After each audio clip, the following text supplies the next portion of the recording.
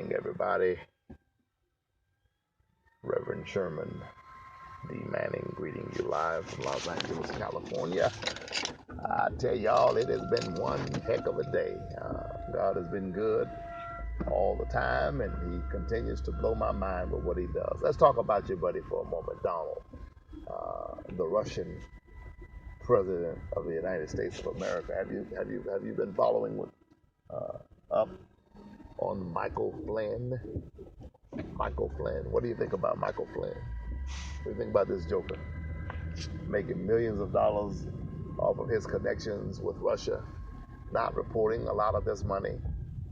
And I mean, how did he pass muster?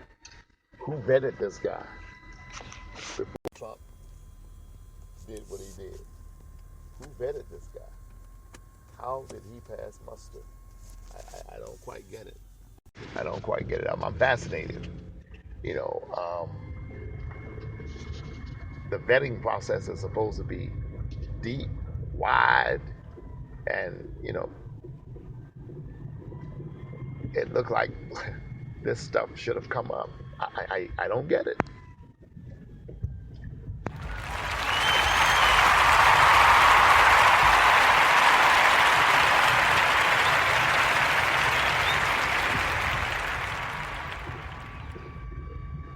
I remember when Betty Jean Allen, one of my mom's best friends at the time, was applied to become an FBI agent.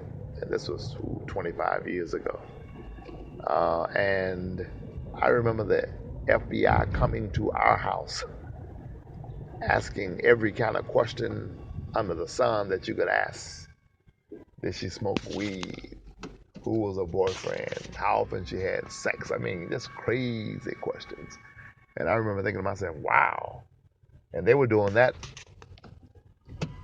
just to consider allowing her to become an FBI agent. They were vetting her.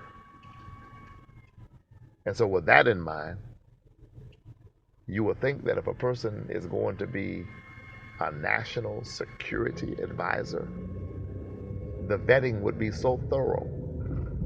What I want to know is, how is it that Russian President Donald Trump, Donald Vladimir Trump Putin, how is it that his staff, that his betters, if you will, did not catch the inconsistencies in Flynn's story and his background? How did he pass muster? I don't get it. I don't get it. I really don't. I don't get it. It's almost comical to watch the first 100 days of this guy's presidency. It's fascinating to watch, quite frankly. And I can tell you this: you can look at Donald and tell he's not having much fun. I really do not believe for one moment that he thought he was going to win. And I also do not believe for one moment that he wanted to win. He's a showman. He's an actor. Sometimes not that good of an actor. A great showman, but not that good of an actor, if you ask me, for my opinion, my 2 cents. But I think he enjoyed the process of running. He enjoyed some of the debates, even though he's sort of moody, and some of them he did not enjoy. But he enjoyed some of the debates. But it's the lights, the camera, and the action that moves this guy. It's the headline. It's having his name out there that moves this guy. And I think he definitely enjoys being the most powerful person on the planet. That feeds his ego. Not enough, but it does feed it. But governing is not something that he likes doing. And I know they said that about President Obama, but this is an entirely different phenomenon. Obama liked politics. I don't think Donald likes politics. Obama enjoyed, pushing forth policy. I think this guy hates policy. I think the only thing that Donald likes is the fluff. Politicians have to learn to like fluff also, to appreciate, the good, the bad, and the indifferent, to enjoy the cameras and all of that.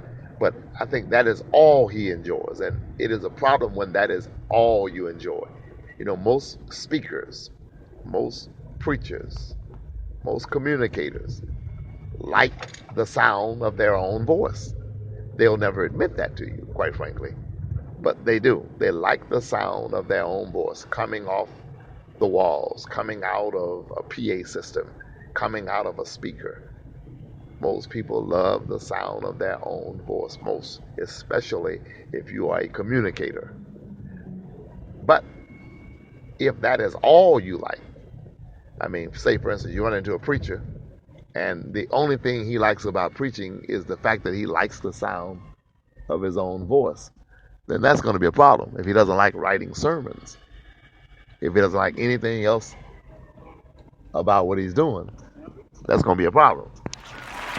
Yeah, you can. Yeah, you can. I said, yeah, you can. What's your phone number?